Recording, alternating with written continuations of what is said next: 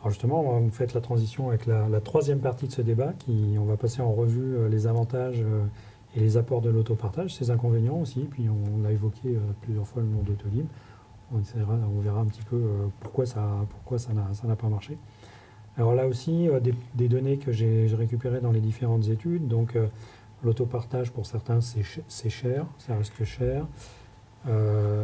C'est un peu réservé à une élite, c'est pas fait non plus, c'est fait pour des transports individuels, mais pas des transports, on ne fait pas ça en famille a priori. Et puis vous l'évoquiez tout à l'heure, il y a la concurrence des VTC, puis tous les autres moyens de transport individuels, les vélos, les trottinettes, etc., tout ce qui arrive. Est-ce que, sur tous ces arguments, est-ce que c'est des arguments, est-ce que c'est des arguments, est-ce que c'est vrai que c'est cher, c'est vrai que ça ne peut pas être utilisé en famille, ou je me trompe, ou défendez votre business, monsieur. Tout dépend si vous avez... En tant qu'expert. Moi, je réponds sans avoir de business, voilà. Justement. Enfin, je pense que ces arguments, ça dépend de ce qu'on disait tout à l'heure déjà en termes d'usage. Est-ce que c'est en zone dense ou pas? Ils sont, je pense qu'il Là, c'était plutôt en zone dense. Hein. Oui, voilà, c'est un usage qui est quand même particulier et sur l'aspect coût, par exemple, c'est discutable entre posséder une voiture ou l'utiliser de manière ponctuelle à un certain coût. Je pense que l'usager peut s'y retrouver. Et donc, sur les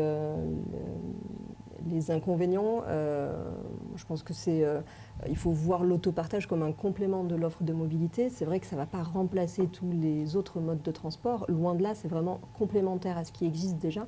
Et il faut plutôt le voir comme une richesse que quelque chose qui vient empêcher de se transporter de manière économique et pratique. Et puis tout dépend où on place la caméra. C'est-à-dire, est-ce que c'est cher pour l'utilisateur ou est-ce que c'est cher pour le donneur d'ordre? C'est clair que pour le donneur d'ordre, en tout cas en B2B, c'est l'inverse. C'est-à-dire que c'est pas cher. C'est une dynamique d'optimisation des coûts qui se met en place avec des analyses extrêmement fines de TCO, de prix de revient kilométrique, etc. Donc c'est extrêmement précis. Et l'objectif clairement poursuivi, c'est la baisse des coûts de la flotte. Et là, on arrive à faire des choses qui sont tout à fait probantes avec démonstration à très court terme, un retour sur investissement, sur la mise en place de la solution. On peut avoir un exemple sur un TCO d'un véhicule d'un montant, en mettant en place de l'autopartage, on peut...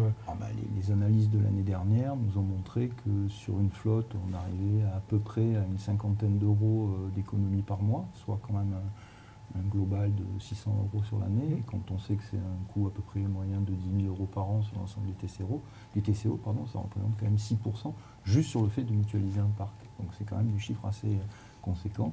Et c'est juste un volet, parce qu'après il y a des tas d'autres façons d'aller travailler sur le TCO.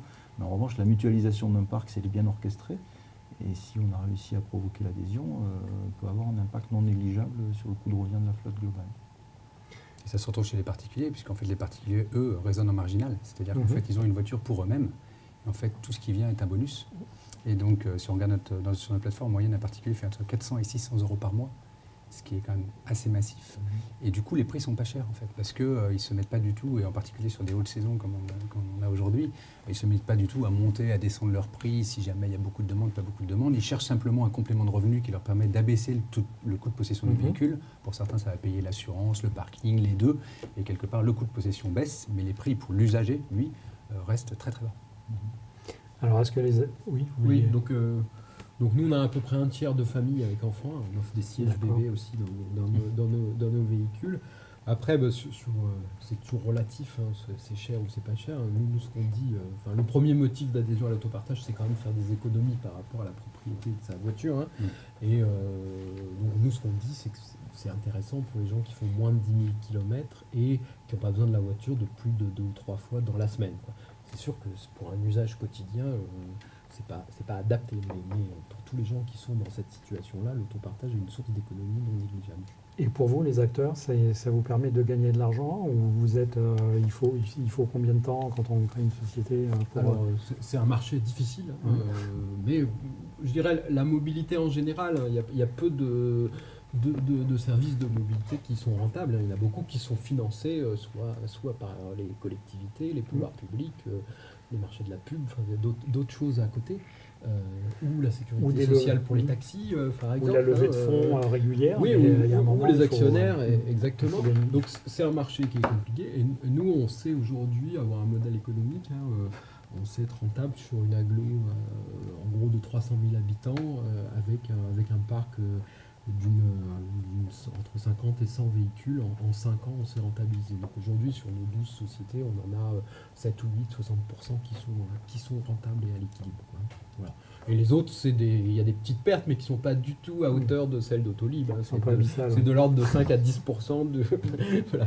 Voilà, elles n'en sont pas loin, disons. Alors, puisque vous en parlez, vous introduisez le sujet, Autolib, bon, c'est à peu près 300 millions d'euros de pertes dans ces eaux-là. Comment on peut expliquer, puisque ça a été quand même, enfin tout le monde a dit c'est génial au départ, tout le monde se prenait en photo l'un à côté de l'autre, ou l'une à côté de l'autre, et alors que ça marche, apparemment ça marche à Lyon, ça marche à Bordeaux aussi, ou alors je dis des bêtises. Comment on peut... Est-ce que c'est une fausse solution, c'est une mauvaise solution? Qu'est-ce qui fait que...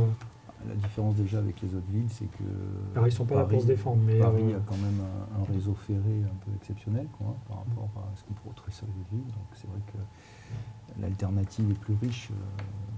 On a quand même vu un nombre de VTC assez impressionnant arriver sur le marché. Donc il y a plusieurs raisons, il n'y en a pas qu'une seule. Après, on pourrait l'analyser plus en profondeur. Peut-être aurait-il fallu plus d'optimisation, peut-être plus d'optimisation de bornes, de sites, etc.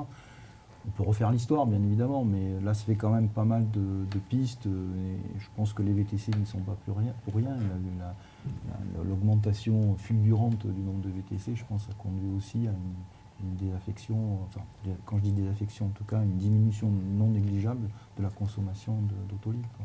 Et puis c'est aussi la problématique de l'infrastructure, c'est-à-dire qu'en fait Autolib est une infrastructure très lourde, non seulement très lourde en termes de technologie, de bornes, de software qui font tourner les bornes derrière, etc., mais très lourde aussi en termes de logistique. Et on le voit d'ailleurs un peu sur le Vélib aussi.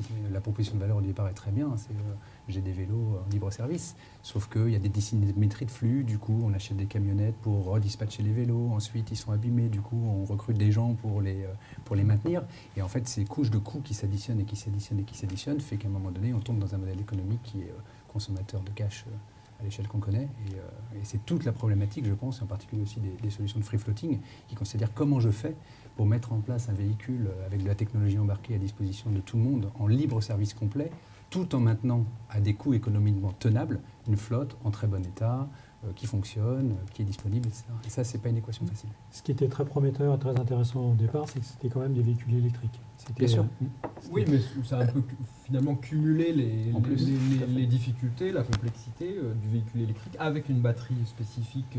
Qui était obligée d'être chargée en permanence. Rechargée en free floating, et donc effectivement, le free floating est très difficile à équilibrer, plus difficile que la boucle. L'électrique est très difficile à équilibrer aujourd'hui. Regardez l'état du parc. Il y a des du parc Autolib. Donc, moi je crois qu'il faut distinguer succès commercial et succès business, parce que finalement c'est quand même un succès commercial. Les voitures quand même tournées 4 ou 5 fois par jour, c'est quand même pas beaucoup, quoi. Ça générait pas mal de courses, mais effectivement, il y avait quand même une illusion de départ de croire que le modèle pouvait être équilibré. Et moi, ça ne me choque pas sur le principe que finalement il y ait du financement public si on considère que c'est un service qui apporte un plus à la population et à la qualité de la vie en ville. Mais effectivement, le financement public, le chèque, il n'est pas fait. Hein. Oui, non, mais voilà. Après, le problème, c'est qu'il y a une dérive. C'est clair que...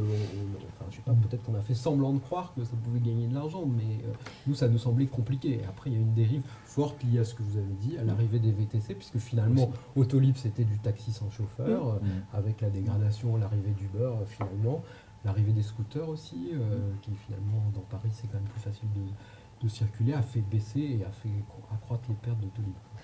L'offre n'est pas du tout la même entre 2011 où ça a été lancé et où Paris était parmi les premières villes à disposer d'offres comme ça, et maintenant avec toutes les offres à disposition, que ce soit du VTC, de l'autopartage, du covoiturage. Enfin, je pense que ils auraient écrit le contrat maintenant, ils l'auraient écrit complètement différemment. Et d'ailleurs, la ville de Paris va aborder les choses différemment. On n'avait pas du tout les mêmes offres il il y a 7 ans. Mais est-ce que c'est spécifique à l'Île-de-France? Parce qu'a priori, à Bordeaux et à Lyon, ça fonctionne mieux. Enfin, à Bordeaux, à Lyon, on ne sait pas, puisque il n'y a pas la DSP, il n'y a pas les chiffres, c'est assez risque. C'est sûr, c'est qu'ils perdent moins d'argent, mais parce qu'il y a beaucoup moins de voitures. Voilà. Mais bon, ce qu'on peut dire, c'est que l'autopartage à Bordeaux, à Lyon, mais aussi à Paris, ça marche. De fait, nous, on est présents à Bordeaux et à Lyon. C'est deux des villes où l'autopartage fonctionne le mieux. Donc, quelque part, vous dites que le faire en électrique, c'est bien, mais ça rajoute des coûts. Oui, aujourd'hui, ce que je dis, c'est que enfin, tant qu'on n'est pas à 500 km d'autonomie réelle sur l'électrique, ça me paraît très difficile d'avoir un modèle économique sur l'autopartage. On n'est plus très loin maintenant. On n'en est pas loin, mais on n'y est pas encore. C'est là où ça rejoint les enjeux politiques aussi, de répondre aux besoins environnementaux et d'encourager l'électrique ou pas, mais derrière encourager, il y a aussi la question du financement.